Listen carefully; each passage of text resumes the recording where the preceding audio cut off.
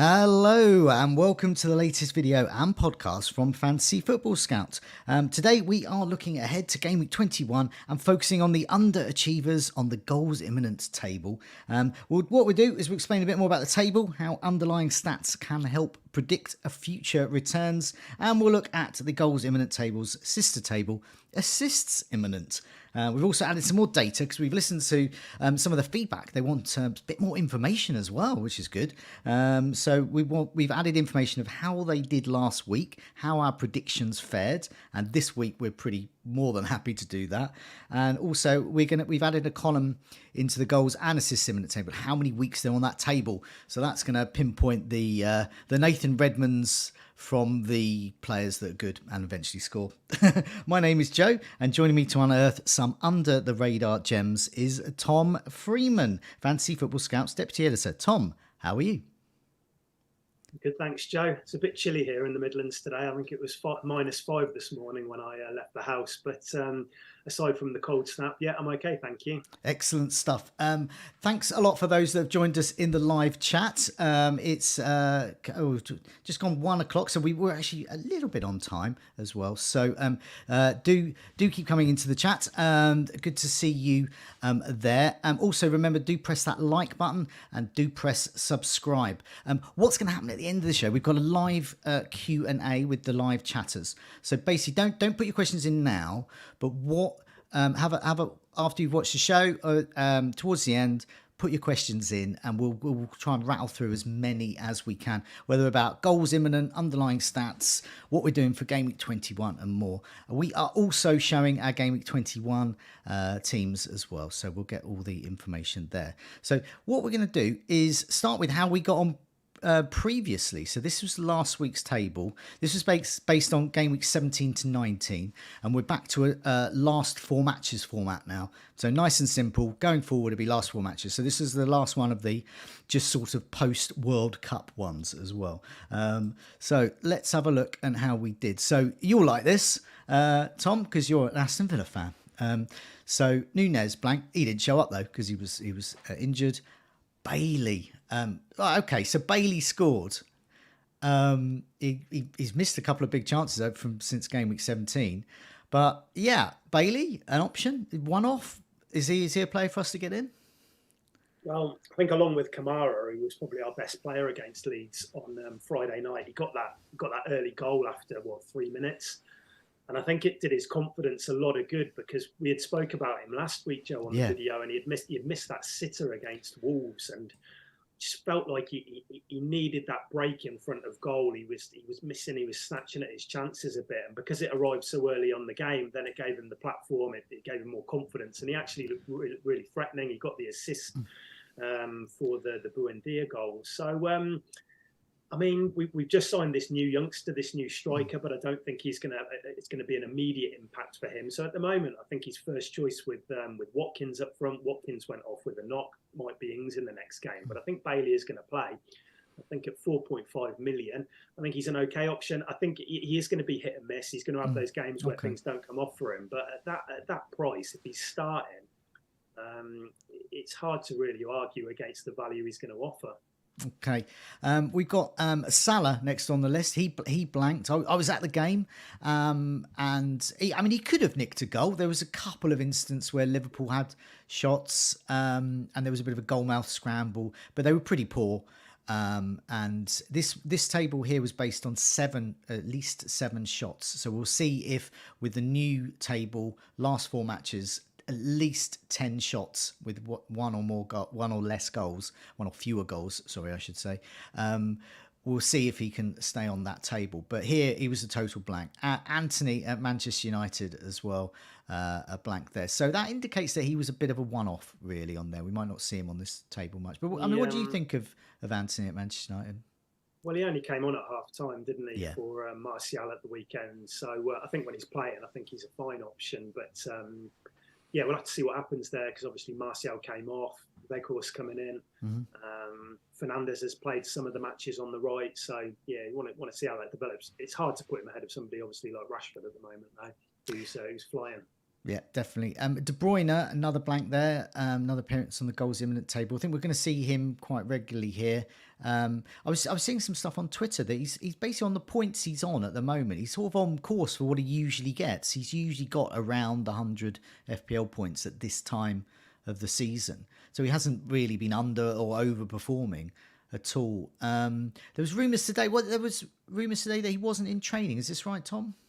Yeah, something came out on Sky Sports News this morning saying that he was absent from training, but Okay. we have absolutely no further information. We don't know if it's an injury. We don't know if it's a separate issue. I mean, we've obviously got Man City in action before the next deadline, so everything should be cleared up by then. But for now, we're a bit in the dark about that. Okay, rightio. So we especially want to know how he's doing, whether he plays against Spurs midweek at the tail end of Gameweek 20 or not. Because in Gameweek 21 he plays Wolves, and what was it? Four goals last time against them. Yeah, he was my captain in that one. I remember that well. So, Rightio. So well. yeah, definitely want him fit. Well, I mean, another favourite of yours, no longer at Aston Villa, but Grealish, a Villa hero at Manchester City. We predicted a goal from him. I mean I was quite impressed with the table with that. What do you think? Grealish was he due a return? Again, he came on as a sub, didn't he? And it's a bit of a minefield, those wide positions at City at the moment. But if he's playing and he's getting minutes, he's normally more about the assists. But playing on that left flank, he's naturally at a team like City, he will get chances, and that chance couldn't have been much easier for him, could it, at the weekend? Okay. There's a few more of you who've joined in watching the video live. Do make yourselves known in the live chat. Do say hello to us, and also do remember that we've got some questions coming up at the end. So do prepare your questions for the end there. But do say hello in the chat. I'll give you a mention. So Philip Ahern, the first one in the live chat to leave a comment. So well done for being the first there. And he's wondering who the magic beans we're going to go for, as in the under the radar option, so to speak. Fabian Scher, Newcastle. He was on free kicks, I noticed. Well, one, I think. He hit the post as well. He hit the post, so that could have been another success. Fernandes with one of the greatest pieces of doing nothing I've ever seen in football. Marcus Rashford with really not going near the ball, and then it ended up causing a contentious offside, onside, and Fernandes nipped in and scored. So those that watch the game, I mean, go back, have a look at the match reports, see what we're talking about there. But are we a bit fortunate with Fernandes? I mean, he was on this table. I mean, I thought it was offside. I think it's hard to say that Rashford wasn't interfering in play despite not touching the ball, but those are the rules. Fernandes, I think he's a good option now. I think in that United side, they're clicking at the moment, aren't they? They feel like they've got goals in them, and he's not in my team, so I don't want him to do too well. But I'm interested to see how he gets on at Palace tomorrow night. Your man Ollie Watkins, he went off injured. Is that right? Yeah, exactly. Yeah, he went off quite early in that one, and Ings replaced him. So all that does, I think, is if he is going to be out for a period, is probably boosts Bailey's starting chances each week, which is good for him. And Joe Ellington, he blanked as well. But Newcastle, they're full of goals at the moment. Not so much against Fulham, but if he appears on this table, I feel if you somehow you've gone for him as a differential, you might get an odd goal out of him. But I don't think he's the best Newcastle asset to own by any stretch of the imagination. And I think he moved back into midfield at the weekend after Bruno Guimaraes got injured. Now he looks like he's going to be out for a few weeks, so Joe Linton might be the player who drops a little bit deeper. Okay, Tom, can I just get you to speak into your microphone a bit louder? Hello, 1 2. Hello, 1 2. Yeah, that'll do. That'll be good. That'll good. Just boost it up a bit. Yeah, boost it up a little bit there. Okay. What we'll do is have a look at the assists imminent. See how we got on. This was game week 17 to 19. This only 5 names on this. I'll rattle through them. Kevin De Bruyne, yes, he got an assist. We predicted that. Rodri didn't. Saka did, and he almost got another one, but it was taken off him at the last minute. Eze didn't. Pereira at Fulham did. So we got 3 out of 5 here. So I was pretty pleased with this. Nice, tidy assist imminent table. I mean, out of any of that lot, do you think? I mean, you would imagine more assists are going to come from De Bruyne and Saka and Pereira even. Yeah, exactly. I think, Saka looks a great option. I think when we discuss our teams, Joe, we're probably both eyeing up an additional Arsenal midfielder, and he's one of the best that there is with Odegaard and Martinelli. And Pereira just keeps ticking along, doesn't he? Amazing value at 4.6. But there is a bit of competition now from some Brighton midfielders and Bailey, of course. So there's actually, if you want to go with a 4-3-3 setup, it's really viable at the moment. Definitely. Welcome to Anime Zone, Flavin Migui, FPL Spartans, Yazid, FPL Greenbacks, and Devin as well, who also joined us in the live chat. Devin asked about, he said he hopes to see Mitoma from Brighton appear on this list soon. I don't think he's going to appear on this list, but we'll see. We'll reveal the assist imminent table shortly. But because he's already arrived, I mean, he's already assisting. And he's certainly posting the underlying stats. So if for some reason he wasn't able to assist, I would imagine he would appear on here. So that's for the sort of separate tables that you can see, as in he's already assisting, he's already scoring, he's already delivering. Okay, so this is the main bit then, the goals imminent table. This is the latest one, last 4 weeks. Let's see what's on that. So I'll sort of go down the list and you can sort of deliver your verdicts, whether they're going to be either jumping off because they're going to score, jumping off because their stats fall off a cliff, or just staying there forever like Nathan Redmond. So we'll start with an unusual top choice, I thought, Solanke. So he's had 10 shots inside the box, 12 shots in total, just 4 on target. This is so his first week on the table. From here, he should have scored at least a goal, according to this. Bournemouth, we're not going anywhere near them, are we? No, he's injured. He's injured now as well. Yeah, he had a knee injury at the weekend, and we're unsure on the time frame. Gary O'Neill was kind of skipping around the issue, so we don't know where we're at with that. Solanke is a player which I've owned him this season. I don't mind him when the fixtures fall kindly, but at the moment it's a no-go until we know where we're at with this injury. Okay, so De Bruyne could, well, we don't know. He missed training today, so he could be injured, but I mean, he's still here. He hasn't scored, but his stats haven't dropped down. They haven't dipped. 11 shots, just 3 inside the box. So a lot of long shots there, but 4 on target. So he's still fairly accurate there, but no goals to show for that. He should have scored somewhere between 3/4 of a goal or a goal, according to this. So De Bruyne, yeah, I mean, if he's fit, obviously he's got Wolves next, Gameweek 21. I mean, he looks ideal for this table success. Yeah, I think absolutely. I mean, De Bruyne, we spoke about it last week. He's more about the assist this year with Haaland in the team, and a lot of his shots are from range. He doesn't take a lot of shots in the box at all this year. But occasionally, those long ranges are going to go in because of his ability, or whether it be a free kick or from open play. So I expect to see him on this list every now and again. And then I think a couple of those long range efforts will come off and he'll disappear for a while. Yeah. But Wolves at home. I mean, in terms of the premiums this week, it's him and Haaland and probably Kane who are the ones you want to own, I think. Bailey is still there. So De Bruyne has been on this list for 2 weeks now. Second appearance. Bailey, second appearance as well. Because this list is for if you've scored a goal or fewer. So once you score more than a goal, you're off because you've arrived. But Bailey's still here, so he's still got the underlying stats: 10 shots, last 4 matches, 8 inside the box, just 3 on target. But lots of close range efforts, and some on target as well. He's had a couple of big chances and missed them.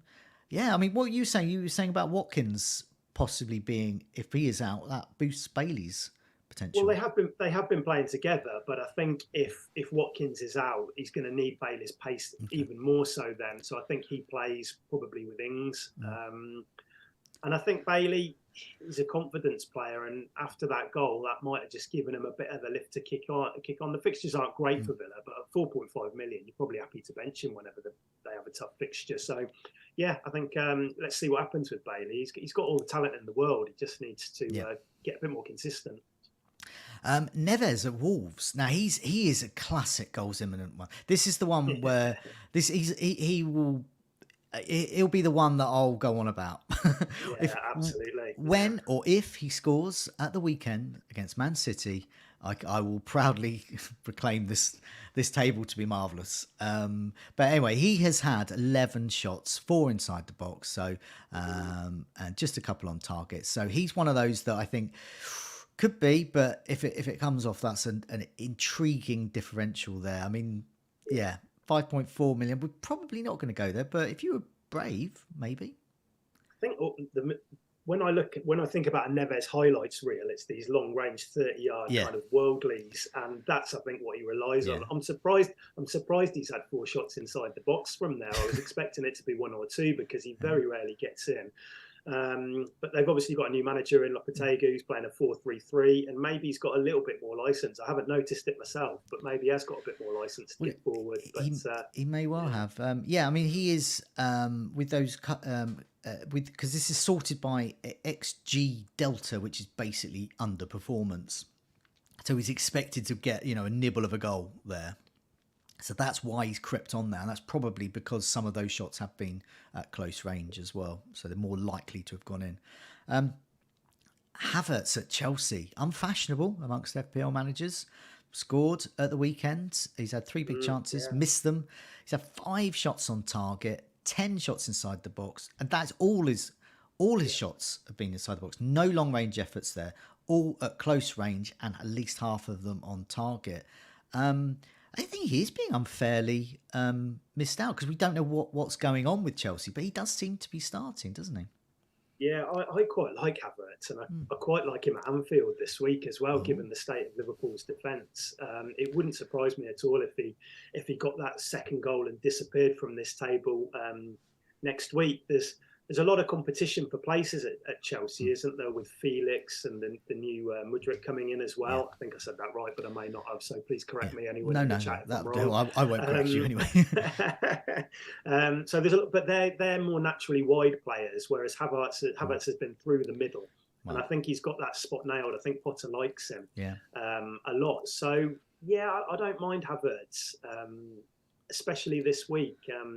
We put together the early scout picks this morning, and he was a name. He didn't get in the end, but he was a name which was kind of discussed. I don't think he'll be on this table much longer. Put it that way. No, I was listening to the match actually, and Pat Nevin, who was doing the summarising for the BBC, was making some good points. He predicted the moment as well when Aubameyang would have come on and Havertz would have been moved more to a number 10 role, and he was saying that watching Havertz, that suits him more, making a run from deep and having a number 9 there, either holding the ball up or scoring, that Havertz can assist. And that's exactly what happened. Havertz ran in and made contact with the ball there for that goal. So we saw that in action. So I'd be confident if you saw Havertz on the team sheet and a striker, whoever Chelsea.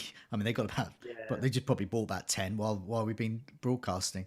But whoever they've got, I'd be happy to see Havertz not up front even. So maybe like a 4-2-3-1 rather than a 4-3-3, which Potter's been playing, which makes you think then it would probably have to be for Mount in that setup. But I don't mind Havertz at 7.8 million. Yeah, definitely. Next up, Son. Now Spurs. I mean, I've tripled up on Spurs for their double, and I realise why. I mean, no offence, Spurs fans, but I've realised why I hate them now. But I'm keeping Harry Kane, and I'm not quite so sure about Kulusevski. I think might be too much coverage there. But Son is another. No one's got him at the moment. Costs a lot. Expensive from last season. He's had 2 big chances, missed them both. 7 shots on target. So out of his 12 shots, 7 on target. That is a lot, actually. And then 4 inside the box. So he's got long range efforts, close range efforts. They're on target. But his expected goal delta is just a 1/5 of a goal in comparison to, say, Solanke, which is almost a goal. De Bruyne, well over 3/4 of a goal. So that's not great in comparison. But yeah, I mean, I would say it's Kane or bust really for the Spurs attack, wouldn't you? But Son, he's just not living up to this price tag, is he? Just not happened for him all year, has it? He gets a goal which he got at Palace, and you kind of think now we're going to see him really get back to that form from last season when he was electric. But it just, I mean, it was a difficult game at the weekend, wasn't it, against Arsenal for them, and he wasn't quite at it. But let's see how he looks against City again. He's traditionally done quite well against City. It's the type of game which might suit him, possibly a bit more space to run into on the break. But he's so expensive. We'll talk about it in a bit. He is a player I did look at this week because he's going to Fulham, and I've got a spot in my team which could accommodate him. But it feels like it's very much in punt territory rather than a logical call, I suppose, for your team. But I'd love him to come back and start performing because it would really shake the template up, wouldn't it? Yeah, definitely. And then so I've highlighted only 2 players from this list. I mean, we could have highlighted all, and we're talking about them all. De Bruyne, we've obviously highlighted. Gibbs White, I've highlighted mainly because I think it will raise a few eyebrows. I think, in fact, in the live chat, FPL Spartan said the interesting name on this list is Gibbs White. He points out that he is a budget midfielder. He's 5.5 million, and he's being asked to play further forward with Johnson in Nottingham Forest setup. He has got Bournemouth next, who are rubbish, and then Leeds and Fulham, where there is potential for scoring. He's had 3 shots on target, 10 shots, so he makes this table, 5 inside the box, 3 on target. I mean, everyone's talking about the Brighton midfielders, the price there, but Gibbs White, he's a good option, don't you think? Oh, sorry, Joe. You just cut out. Then was it? You froze for about 3 or 4 seconds. But I think I got the gist. Basically, I was talking about how good Gibbs White looks to be as a budget option, and he'll be good differential. I mean? Yeah, I agree. Yeah, I mentioned earlier we'll put the scout early picks together, and he's actually in for this fixture against Bournemouth. He's made the 11, so I think Forest are improving in this 4-3-3. I think that the hard thing for Steve Cooper and Forest at the beginning of the season was there was so many new players at the club. He was finding it very hard to get the right 11 out for players to gel. And since the restart, it's come together for them, and they look dangerous. I like Brennan Johnson. I like Gibbs White. Gibbs White had 3 shots at the weekend, 4 key passes against Leicester. So good all-round numbers. So, yeah, I think 5.5 million. I think he looks like a decent option. Good stuff. Yeah. I'm tempted. I mean, I probably won't, but I would be tempted, and it would raise eyebrows. People who wouldn't look at a table like this perhaps wouldn't see his underlying stats. But I think Nottingham Forest fans, if you fancy backing your own player, I think he's got the fixtures, got the form. Yeah. Meanwhile, Bruno Fernandes also makes this table, 10 shots, 4 of those inside the box, 3 of those on target. He's had a big chance as well, and of course he scored once, so he remains on this table while he's still at only 1 goal over the last 4. 9.8. I mean, I suppose it was because for the double, but if they have another double, I think he would be a good option, wouldn't he? Yeah, we're half expecting we might get another double game week announcement for United after the FA Cup ties. I don't know for sure. I've just heard rumblings of it. And if you own Fernandes and he gets another double in 22, then it's obviously keep hold of him, because I think he's just what is he 9.8 now? I think he's not quite in that premium territory, I suppose, and he'll complement Rashford nicely in your midfield. So if they've got another double, absolutely keep hold. Right, let's move over to the assists imminent table. Once again, we're looking at the last 4 matches. You have to have created at least 7 chances to get onto this table, but no more than 1 assist. Although, why have I got 2 assists there written down for Alexander-Arnold? I think I might have done an error there, but I'm not sure. Alexander-Arnold's creeped in, and I don't know why that is. But nevertheless, it shows he's had 10 successful crosses and he has created 7 chances. After seeing him live in action at the weekend, I personally wouldn't be spending 7.3 million on Alexander-Arnold. But moving it out the way there, I'll try and clarify something on Twitter about he has had 2 assists, so might have just been an error, maybe. Might have been an error because he's meant to have been. I meant to have eradicated him from this list, so I might have just forgot to remove him because he's already arrived since game week 17 in terms of having assists. But Yeah. Anyway, well, let's sketch over him. Let's go for the main course really. So De Bruyne top here, so justifiably highlighted. 13 chances created, 10 successful crosses. This is the second week on the assist imminent table. We of course got an assist last week. He should have scored at least around 1.5 assists. And just the one. It's on 6 corners. Yeah, he looks. I mean, obviously he looks a good player, but if he is fit and playing, people who've got De Bruyne should be keeping, really, shouldn't they? If he's fit. This is his bread and butter, isn't it? Creating chances and assisting, and he got that one at United at the weekend. Yeah. And I think for people who went with De Bruyne from 17. Game week 17, I think they've been a bit unlucky in the 3 game weeks after that because he hadn't got anything. And I would expect now he's got that assist just to keep ticking over in the coming weeks with Wolves, and then he's got a double game week on the horizon as well in 23. Okay.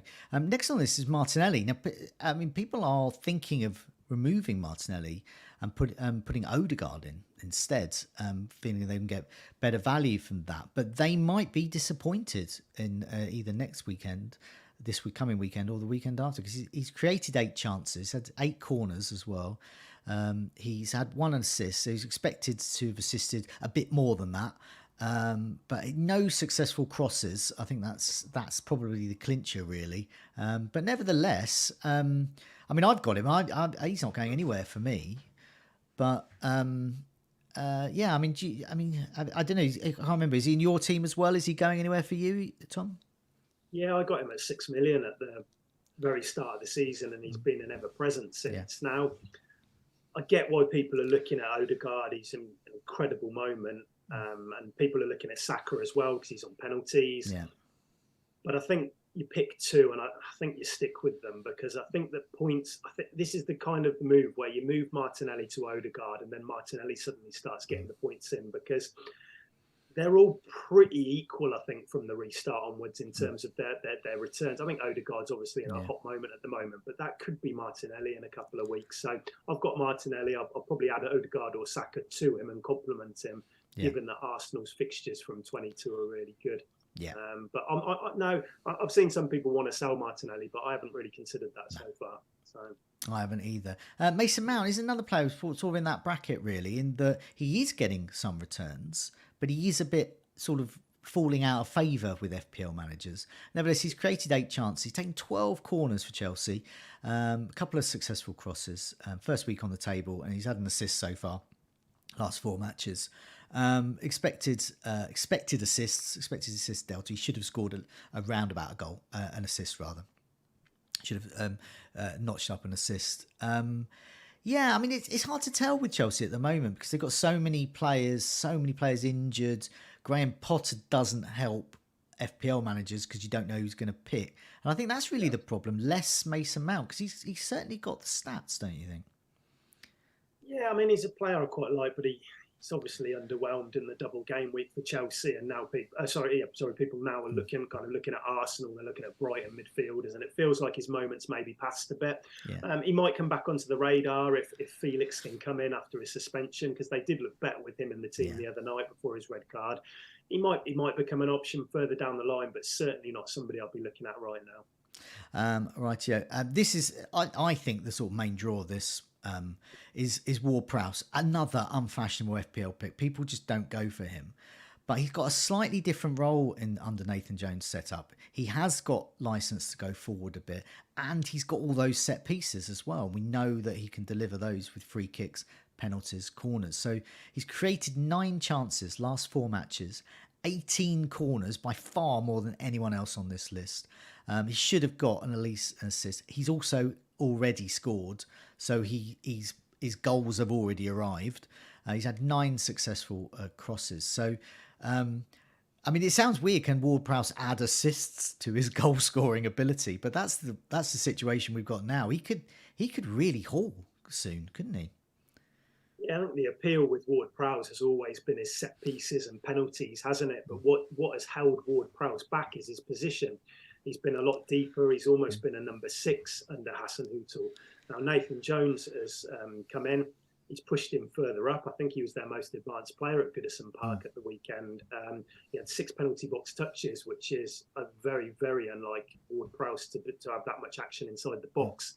And it's all about his positioning. Now, Nathan Jones does like to tinker with his lineups. He changes things around a lot. So whether this sticks, I don't know. But after winning at Goodison, you're probably going to keep the same formula. So if he is playing further forward, he could become an option where he hasn't really been in the past. I mean, I know a lot of people have said, this is a player who gets 150 points. Why is he being overlooked? Well, it's because he goes such long stretches without getting any returns. And then he'll get a massive haul and then it'll go quiet again. And sometimes it's better in that position to have players which are going to move around a bit and capitalise on fixtures rather than having a set and forget. Got it. But if he's playing further forward, that changes things. So it's one to monitor because he's always, his assists will, I don't think he'll be on this table for long, basically, because corners, free kicks, that kind of thing, he's probably going to get a couple of assists. Yeah, I mean, I very rare you see someone take that level of the amount of corners in just 4 matches and remain on this table. They will jump off. Just a couple of players next, Rodri and Neto. So playing against each other this weekend, they created Rodri 8, Neto created 7 chances. Neto's got all the corners. That's where his assist potential is coming from there. 5 successful crosses as well. Rodri's sort of figuring on this table because of the chances created, but in terms of corners, crossing, he's a long shot basically. Neto, you could get a return, I think, if he's in your team. What do you think? Yeah, I mean, he needs to be playing first because Podence has got that spot, which Neto likes to play and nailed. I don't even know if Neto's 100%. I don't think he's actually probably ready to come back yet. But Wolves are really interesting, Joe. I actually think they've looked pretty good under the new manager. Yeah, so this is obviously Neto's last 4 matches before people. Yeah, exactly. But I think that when Neto's a player I do like, and I think Podence has been doing well as well. So they're a team to watch, I think. I've got Bueno in my team at the moment. And if the fixtures fall kindly, I wouldn't be against adding a second Wolves player into it. So yeah, one to monitor. Okay. Next up, Kane. So I quite like to see Kane on these because we know he's got assist potential. We know he's got goal scoring potential. So he's not on any goals imminent table because he's already arrived there. He's already scoring all the time. But 7 chances created. That puts him on here. So he's not there for crosses, his corners. So first week on the table, I expect him to get an assist in the next week or 2. I think so, Joe. Yeah. Kulusevski's back. I think that's going to help them. He had to drop quite deep against Arsenal at the weekend, didn't he? He was playing at left back. He does that, doesn't he? But it was a very difficult game for them as well. He wanted to try and influence it, and at that point in the game, it really wasn't going well for Spurs. It was in the first half, so they improved after the break. And I guess you're happy to hold for Fulham, are you, Joe Kane? Oh, I'm going to keep him for duration probably. I've restructured to get him in because it is handy for doubles. It is good for those easy fixtures, but he's just remarkably consistent. He's a set and forget, really. He might not score a week, but that's unusual. He usually gets a return at some point. Every time you watch a Spurs match, no matter how awful they are, Kane will find a way to get a penalty, to get an assist here or there, ticking away, a goal there, add the bonus to it. Exactly my kind of player. Completely dull. For FPL. Well, no, I mean, to counter that, he's not in my team, and I was covering the match on Sunday. And when you don't own Kane, it's not an easy watch. No. Because, like you say, even when Spurs aren't playing well, he normally pops up and gets something. So I'd rather have him in my team than not, definitely. Yeah, I mean, only temporarily with Haaland, because Man City aren't gelling. But pretty much since the restart, I have not had Salah. And I have not had that feeling of, oh my God, I've had more of a feeling about not owning Almiron than I have with Salah. Yeah. And but I've still got that with Kane. I've had it all season with Kane. He is scary if you don't own him. Yeah, absolutely. We mentioned Alexander-Arnold already. Eze is on this list as well. I don't think many people are going to go there, but it's interesting there. And we can get some kudos once he gets his assist next week. But 8 chances created, 5.6 million. couple of weeks on this table. He's dipping down this table. I've got a feeling he's going to just drift away for this, just because Palace, they don't seem to be creating too much in attack. So they're struggling a bit, aren't they? The fixtures are tough as well. The double's done now, so yeah, I don't think anybody's looking at Palace. No attackers right now. Let's have a look at our teams then. So we're going to look ahead to Gameweek 21, seeing how we're doing. So we're in the midst of Gameweek 20 double game week. I'll put Tom's team up. I'll read it out, and then Tom can explain sort of what he's thinking for Gameweek 21 and beyond. So he's got Kepa in goal in a 3-5-2 with Trippier, Gabriel and Shaw, Salah, De Bruyne, Andreas, Martinelli and Rashford across the midfield. Haaland with the armband alongside Mitrovic, and on the bench got an injured Martial, Ward, who's taking on the might of Brighton's attack, Bueno taking on City, and Patton, who's injured for a week or two, we think more. So yeah, what's your plans? I ideally want to hold a transfer. I'd always penciled in this week to save, because I'd really like to have 2 for game week 22. But obviously, there's quite a few teams in action midweek. It's not only the Premier League games, there's FA Cup replays on tonight involving Liverpool. So let's see how everybody gets on. Ideally, I will hold.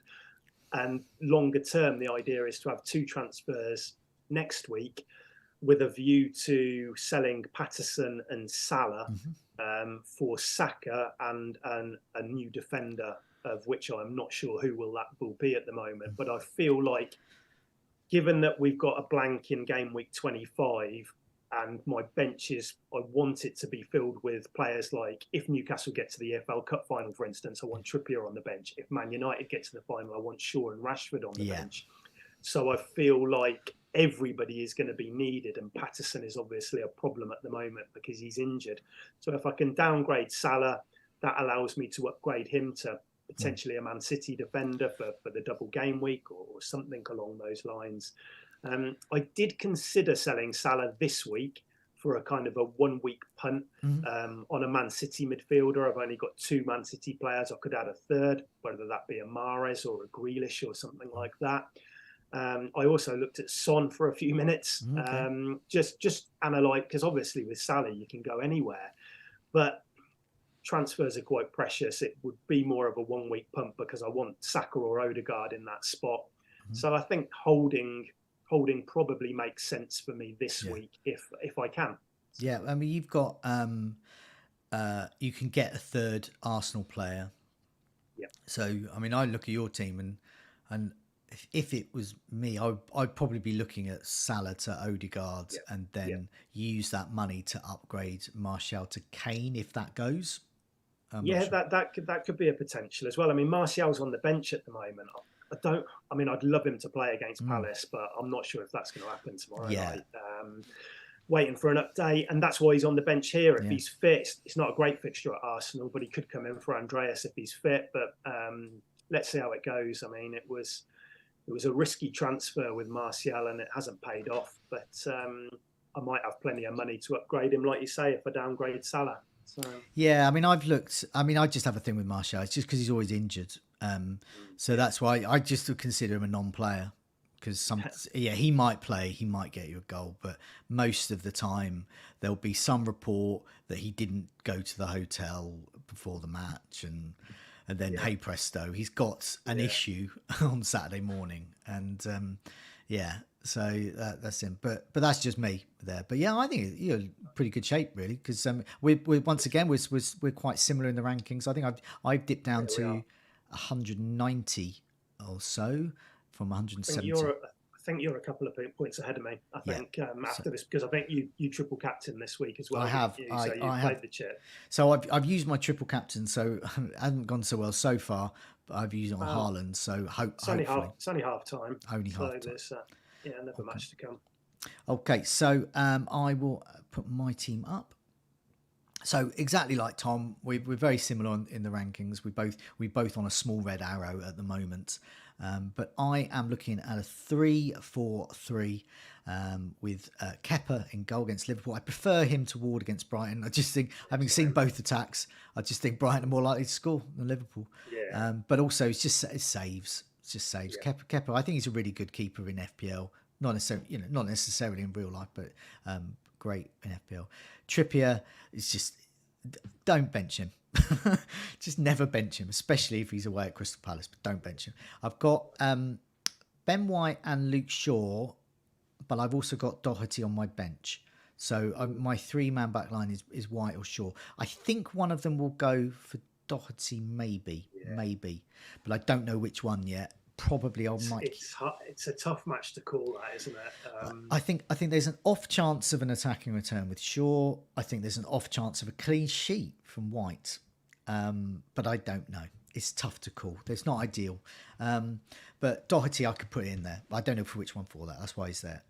So across my midfield, I've got Rashford, De Bruyne. Hopefully he's fit for his 4 goals against Wolves. Martinelli and Kulusevski, who I am tempted to remove, but probably will hold like you. I think I'll hold my transfer this week. I've got Mitrovic up top, Haaland as my captain, Kane is my vice captain. That's the sort of thing, captaincy wise, I'm going to try and do for the most of this season. Who are the 2 players I can pretty much rely on most weeks to score no matter what the opponent.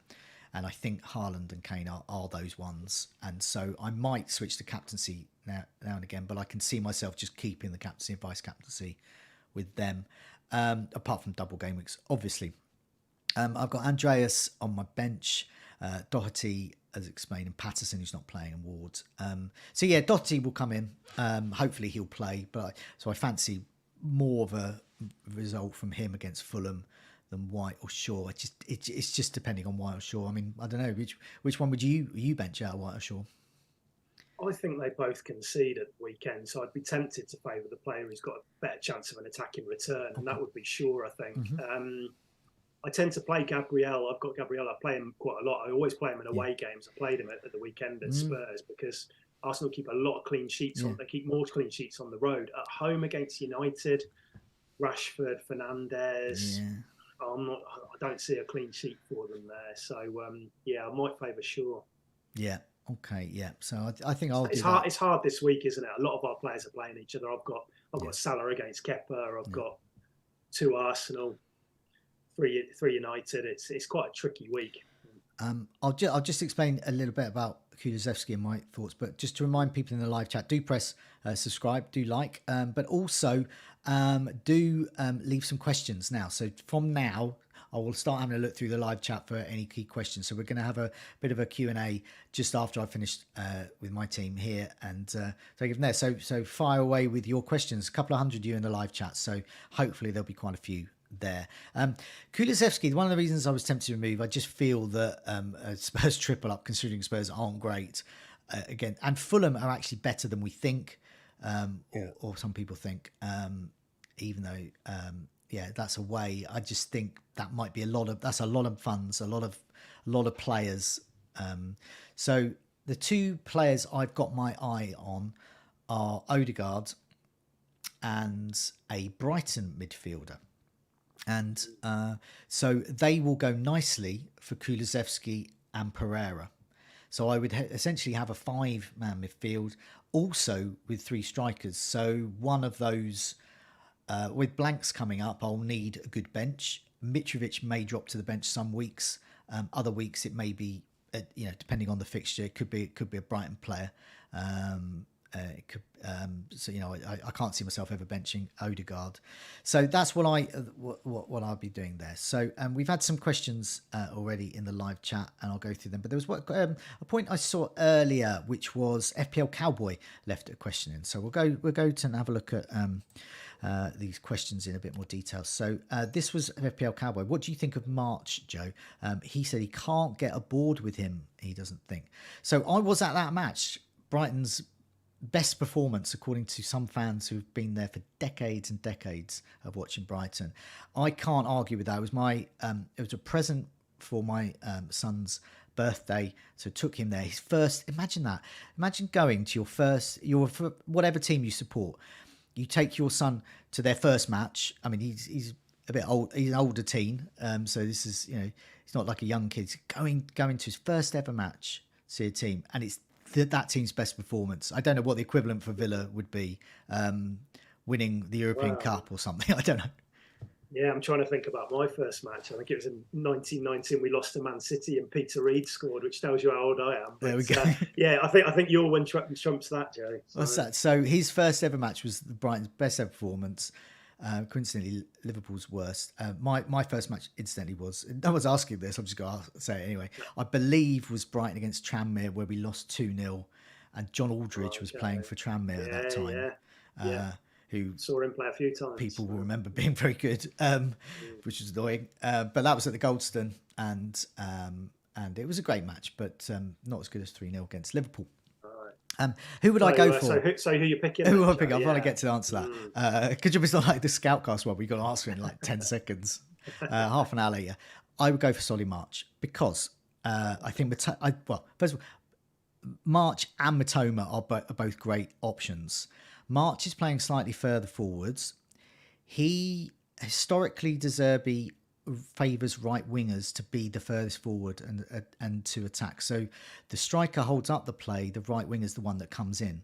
And Solly March, you can see it. He's also got assist potential. He's also on some set pieces as well. Watching him play and watching Mitoma play, I think Mitoma's a great option. His shooting ability isn't as good, Mitoma. His assist ability is immense. His turn on the wing, when he's to get past the defender, for example, Alexander-Arnold, is incredible. And it's a piece of biological engineering, how he manages to do it so quick. And so I would not, put people off getting Mitoma. But for me, I think March is the one that's got goals, assists, and I was also reading in the match programme that day, the local press, March absolutely loves the new manager. The new manager absolutely loves Solly March. He's just like his muse or something. I mean, so for me personally, I will go for March, but flip a coin. They're both brilliant. Yeah. Absolutely. Yeah, it's great to get a bit of insight from a fan, because that question is probably one of the most asked questions in the community this week. Martial Mitoma, and a lot of people have been saying Mitoma, so it's really interesting to hear the other side of the coin, and another good player at a cheap price. And but yeah, like you say, they're both probably going to tick along nicely under De Zerbi. Gavin Butler asks, keep Mount this week or sell for an Arsenal mid. What would you do if you had Mount and you didn't have any other space for an Arsenal mid? Yeah, I'd probably make that move this week now, because Liverpool isn't a bad fixture, but Mount hasn't looked great recently. Arsenal do look good. They look like they've got goals in them, even though they're playing Man United. I'd still expect Arsenal to score. So yeah, I think Odegaard, Saka, are probably the two that you're looking at if you don't own Martinelli already. Yeah, I mean, by the same principle with me, with Kulusevski, the players I would consider is one of is Solly March or Odegaard. There's no one else, and it's a question of whether you want to go for them now. You could just leave the transfer. You could just hope for the best with Mount and then get them in. But if you want Odegaard, chances are you want him soon. So you might as well make this move. John Cahill, how much of an off FPL option is Nonto, especially if Leeds double in 22? Nonto, he's good, isn't he? He's definitely been under the radar, but he's sort of on the radar now. As a Villa fan watching on Friday night, it was quite anxious in the household. I was watching it with my son, and it was he looks like a real player. And I mean, what is he? Is he £5 million forward? I think. Yeah. So if you wanted to change your structure, there's him and there's Ferguson as well, who look like good cheap forwards. And yeah, I don't mind that at all. If like you say, they've obviously whoever posted that has heard about that potential double with United in 22, and if it comes to fruition. Which is dependent, I think, on Leeds Cardiff tomorrow night and the results of that. But if it does happen, then yeah, why not? I think Leeds have got good fixtures either side of that as well. So Rodrigo obviously is probably the main draw there in midfield, but that won't be for everybody's setup. No. With people wanting two Arsenal and Brighton midfielders and De Bruyne. So yeah, that forward spot might be easier in certain setups. So I don't mind that at all. He looks like a real player. Yeah, I agree. I think if I was looking to downgrade or get some money out of Mitrovic, I'd look towards him or Ferguson. My only caveat with Ferguson at Brighton is that Welbeck is back now, and Welbeck has come back as Paul Gascoigne. So he's like flipping balls over players' heads and volleying them on the turn, and so they're going to share minutes.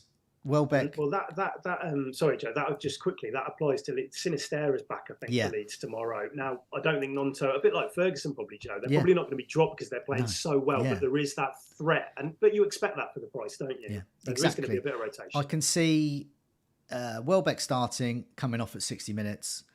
I can see Ferguson starting, coming off 60 minutes for Welbeck, and it sounds like it could be a similar situation at Leeds as well. But that's what you pay for. That's what you pay. If they were completely nailed on and brilliant every week, they're not going to be 5 million, are they?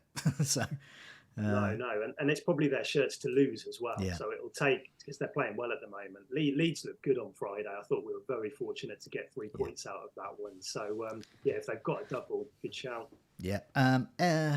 FPL Greenback Soccer. Tony for Martial. Tony for Tony. I wouldn't, because we don't know what's going to happen with the FA investigation into Tony's off-field and antics, for want of a better word. And so I don't know whether he's going to be ready to play beyond the next couple of games. So it's just up in the air for me.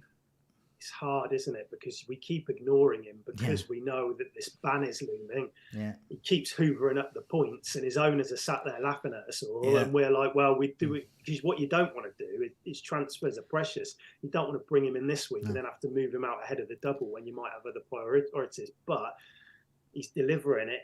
Depends what type of manager you are. If you're looking at your team and you're looking well set up and you think, well, I could afford a transfer out, or I don't mind taking a -4, then you could do that. But it's a really difficult position. It is a tough one. It's like that. It's a sword of Damocles hanging over him, and it might never come to pass. Or he could get some ban, and then you've enjoyed loads of points, and you just move him on. I think the longer it goes on, the more reluctant I would be to get Tony. But I don't think. With Martial as well, you've got his fitness, so we need to get an update on that. But there's also that potential double too. So you might, if they're doubling in 22, and Martial, it doesn't look like a serious reason why he came off at the weekend, you might want to hold him through that. I might do that if you can potentially bench him this week if he isn't ready. So something to consider. But Tony's a very, very awkward one at the moment. He's delivering points. He looks good, but I don't know what's going to happen. Lennox asks, we've already answered this really, thoughts on moving to a 3-5-2 with Ferguson as the third striker. Yes, the consensus there was that if you are going to make that move, Ferguson or Nonto at Leeds are the ones you should be looking at, because they've got some doubles on the horizon, and they will get minutes. Whether they'll start is another matter, but they will get minutes and they are good. So they're bang on with the money really. Ryan Henderson, is it time to leave money in the bank? I bought Salah as I had the money, even though although he also has KDB and Haaland, so he's got for a real mega threemium there. But is Salah now surplus to requirements? I mean, it's hard to justify that amount of money, isn't it? Oh, yeah, absolutely. I think Liverpool really missed Darwin Núñez at the weekend because you were at the game, Joe, but from the highlights that I saw and the clips that I saw, they really missed a player running in behind, because Gakpo doesn't naturally do that. And I think that Salah benefits from that player running in behind because it creates space for him. So, I mean, I'm looking to sell him because it is a heck of a lot to be playing when Liverpool aren't looking great. I'm probably going to keep him this weekend. Let's see how he looks against Chelsea. but I certainly can't argue with anybody selling him.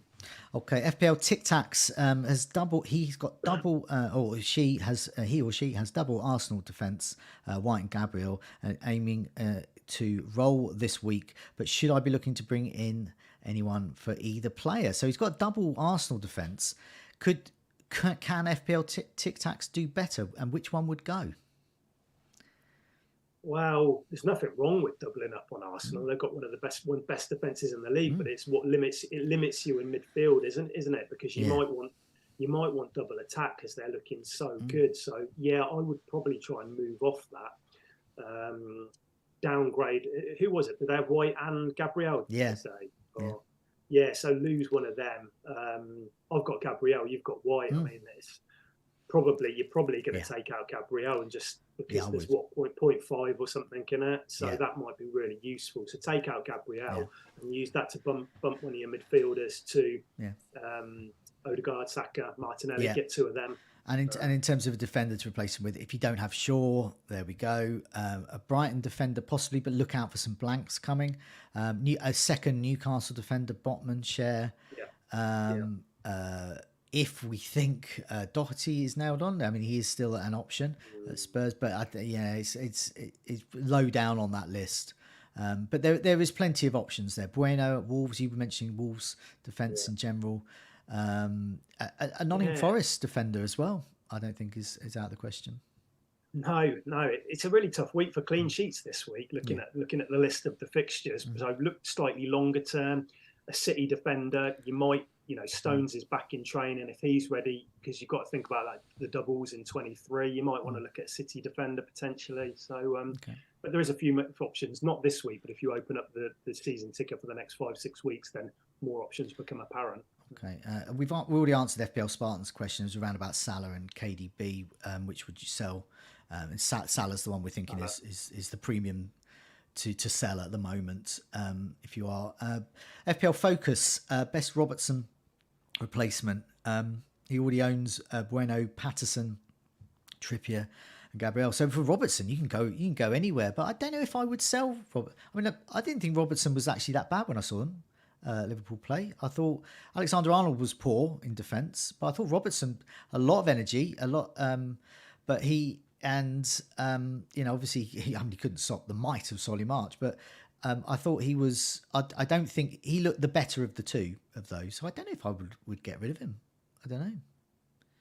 Just think it's hard to spend that much given the state of Liverpool's defence at the moment. Now, if you think that Brighton was a wake-up call for Liverpool and Klopp is going to go away and change the system, which he needs to. If you think he's going to do that, then Robertson and Gakpo down that left side, they might prove to be a pretty good partnership, but it's a lot of money to be spending on them. So who did Oscar say he's got? Or defender-wise?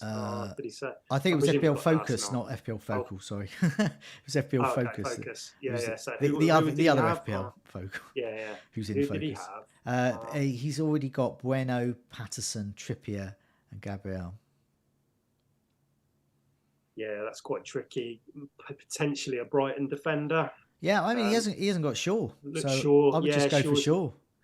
Yeah, or like you mentioned, if you want to double up on Newcastle, the only thing to be wary of is game week 25 in this blank. Newcastle have got a very good chance of being in the final. So you don't want too. If United get through as well, that could cause problems if you've got too many Newcastle and United. Okay, Devin asks how confident I am about a Brighton clean sheet against Leicester. He wants to play Dunk over either Gabriel or Shaw. I mean, I would if I had a Brighton defender, I would play them over Gabriel or Shaw this week. I'm more confident of a clean sheet for Brighton because of the way Leicester are. I thought Brighton's defence they've only scored once, I think, haven't they, since the restart? Yeah, Leicester are very poor in attack, very, very poor. And Brighton's defence, I was impressed with. Dunk is good. He was the only Brighton player to get a yellow card, I think, and so he was substituted about 85th minute or so. But so that's what you get. You might get a yellow card from him, especially away. He's been known to do that. But I think, Would you go Dunk or somebody like a Stupinan, Joe? I was really Stupinan and Mitoma owned the left wing. They literally bought bought, if it was Monopoly, they'd have bought Maximum Hotels on it, and they left Alexander Arnold out of pocket to use a Monopoly FPL, a stretched metaphor. Yeah, I really like the link up between those two. Estupinan is doing ever so well, linking up with Mitoma, so I think you might get the odd assist. And he looks nailed. I think it's Webster came in as a sub, but I think it's basically going to be Dunk, Colwell, and Estupinan, and could be Veltman or Lamptey did come on as well. Lamptey could get the odd start. So I think out of all of them, Dunk security starts. Colwell's really good. But he's a bit cheaper as well, isn't he? And he's a bit cheaper, so I wouldn't Dunk's say no to that. 4.7. But I think ultimately, I think with these ones, you've got to go for the clean sheet and potential of attacking returns. I think that's going to be a Estupinan at the moment. Yeah. I didn't see Dunk doing anything particularly in terms of, getting a header from a set piece, that kind of that he used to. Yeah. I haven't seen that tremendously recently, but you never know. So I'll just rattle through a few more. We're over an hour now, so I'll just rattle through these. Florin, would you do Kulu to a Brighton player? Same boat as me. Yes, I've already said I'm quite tempted. I do fancy Solly March to get more of a return than Kulusevski, and I do want Solly March long term. So I actually may still do that move. Depends how Brighton-y I feel at that moment. Ain Moore. I'll ask you this then. If Martial is out and you want a Manchester United striker, Weghorst, would you go for him, Tom?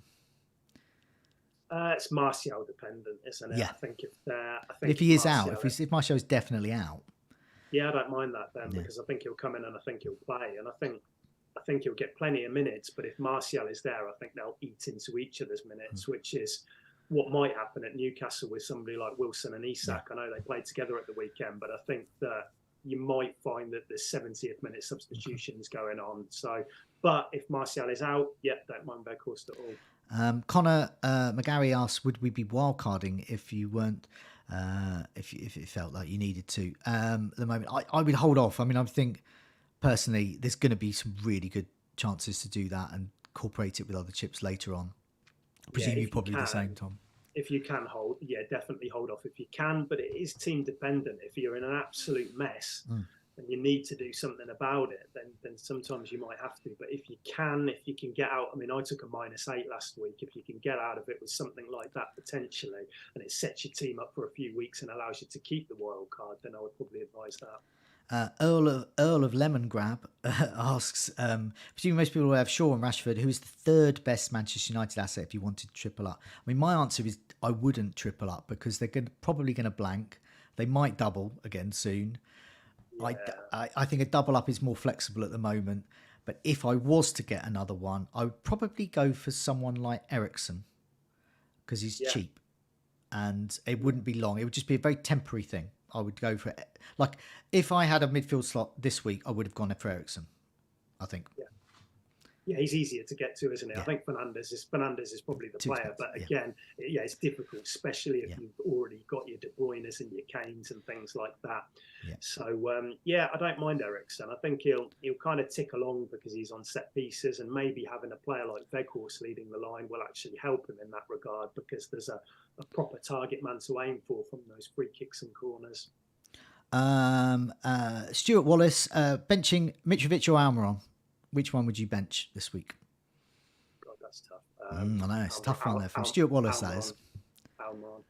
Yeah, I would as well, because Bruno Guimaraes is out, and Bruno Guimaraes has tend to be the guy that's assisted him most, I believe. Is that right? All of Bruno's assists this season have been to Almiron. Okay, all of them. Okay, wow. A couple of from Danny asked about White, transfer Ben White in or get transferred. I don't think Ben White's an urgent one for this fixture. No, definitely. Wait a week, can't it? No. Yeah. Or a Brighton defender. I mean, I think I prefer a Brighton defender this week to an Arsenal defender. Magic 69 play Ward or Kepa. I think both of it. Well, you've got Ward and Kepa. I've got Ward. Yeah, I'm playing Kepa. I'm playing Kepa. I've got both. I'm playing Kepa. That's your answer there. Play Kepa. I think they both concede, and think that Kepa, he can rack up the saves there, and that could happen to Ward as well. But I don't have any confidence in Leicester at the moment. So yeah, I think Kepa's the one I'd go for. And just a final question here from Lennox: starting Ferguson this week away at Leicester or Almiron? That is another teaser. I'd be tempted. I don't know. I'd probably go for Almiron, but I think Ferguson would be close. a good. Could be close, but I just wonder if Danny Welbeck will start this one. Yeah, that's right. Yeah, but after what you said earlier, I think I mean, you don't come on, be Paul Gascoigne, and then not be in your manager's thoughts. Not at all. Yeah, he's going to get minutes. He's going to get 20, 25 minutes minimum, isn't he? Yeah. So definitely. Thanks so much for all your questions. We've just gone over the hour mark, so a little bit longer there. We'll keep the goals imminent, assists imminent table latest going for. I think we're back next Friday because there's not an international break, it's a break, isn't there? And so there's 2 weeks between the fixtures. So to sort of even it up, we're sort of more in the middle. We'll be in the Friday before the weekend where there's nothing, and then so a week on Friday. Yeah, a week on Friday. Yeah, that's in. Yeah, you can tell. This is why you're deputy editor. So you know what I've just said. I had to think about it. I'm trying to get it into my own mind so I know when I'm due on next. But I think a week on Friday because, like you say, it's just before the weekend. There's international football on, so we can kind of get that running over the weekend. People can have a think about it. A bit more time to think about your team, which would be nice. And then we'll be back the usual for Tuesdays, looking at how we got on. Hopefully lots of goals and assists, and also who will the latest ones on the table be, and whether we'll find the new Nathan Redmonds. But in the meantime, thanks a lot for your questions. Hope you enjoyed the show.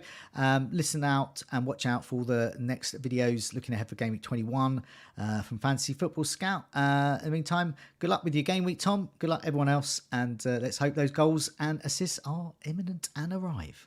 See you later. Thanks, Joe. See you soon.